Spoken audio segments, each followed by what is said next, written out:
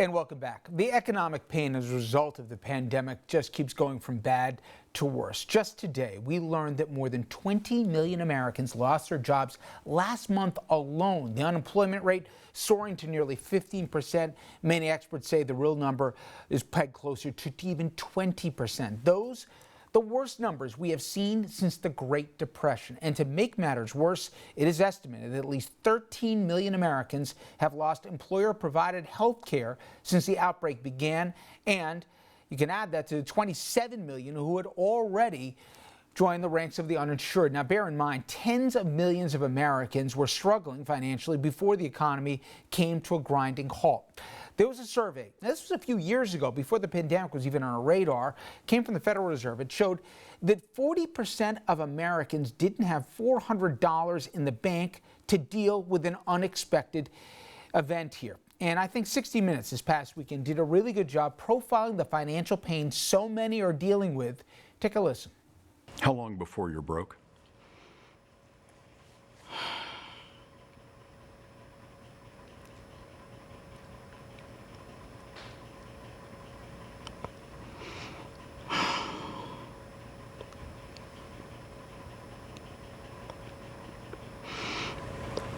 Now.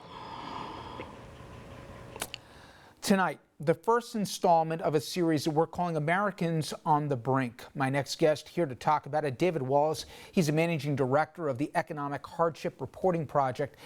And David, you know, I heard that number a while ago, that it was an unexpected car breaking down. It was an illness in the family, a boiler breaking or whatever else. And this paycheck to paycheck reality of so many Americans we knew was out there. But a pandemic has become such an accelerant on that. It's really laid to bear that there is no cushion for so many people in this country. It's so clear right now that Americans are struggling. And actually, that number that you cited was recently revisited, and it was up to 47% of Americans, according to Pew, couldn't afford a $400 event.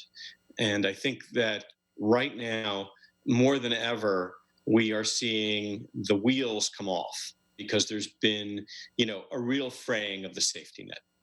You know, obviously, this pandemic has picked no favorites when it's come to industries, but I think people believe that journalism somehow is exempt from this. It's the opposite. I know you've worked closely, and you can even put a number.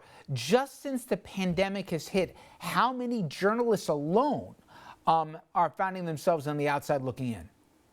33,000 American journalists have either lost their job or have been furloughed.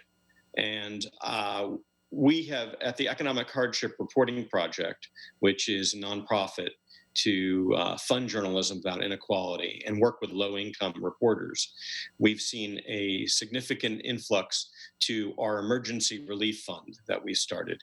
We've never had to do this before.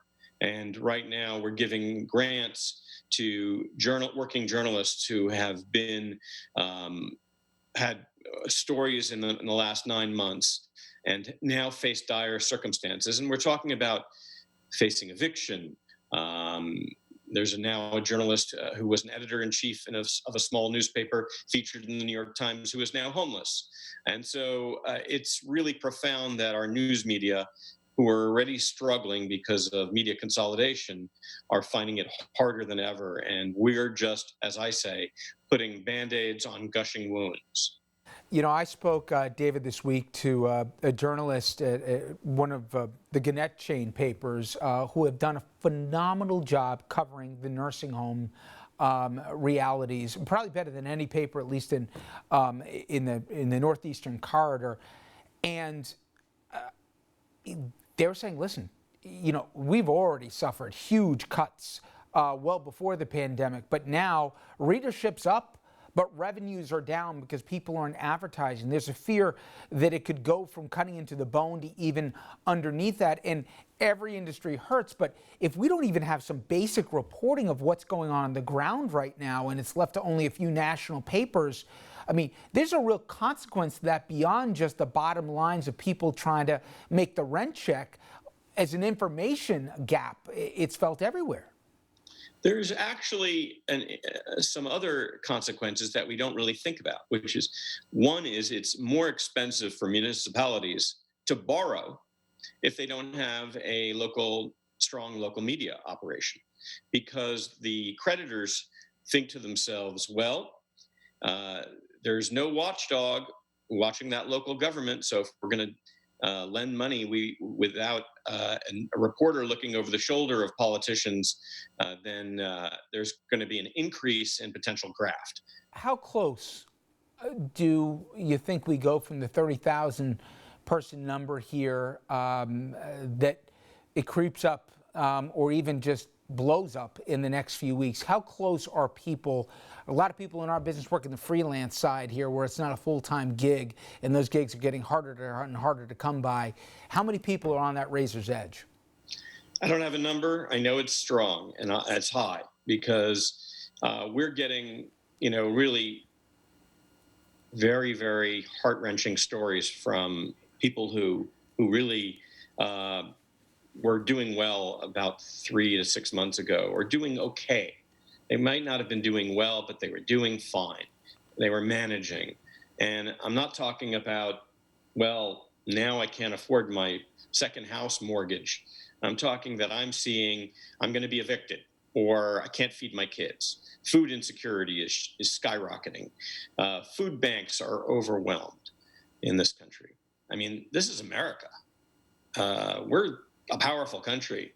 And it's shocking to me that it's not shocking, but it's upsetting to me on a personal basis that food bank lines are around the block. Yeah, and then some. Well, David, we've begun a series here, and we want to reach out to you at home as well here. We're giving you a platform to share your personal stories. We're going to continue to talk about people dealing with economic hardships and worries about their financial futures. I want to know where you were just a few months ago and where you are now. Email us at rfl@rnntv.com. We might read your story right here on the air, or even make you a part of our program as well. And again, if you'd like to help out with David's program, we've seen right there the URL on your screen. You can certainly be part of the solution as well. As much generosity as we all can spare will go a long way. All right, everyone, when we come back, the president and the Senate Majority Leader Mitch McConnell, they continue to try to make the pandemic a blue and a red issue. They're criticizing what they say the blue states for fiscal mismanagement. After the break, we're going to show you why the Democratic states are actually been subsidizing the red states, and the numbers don't lie.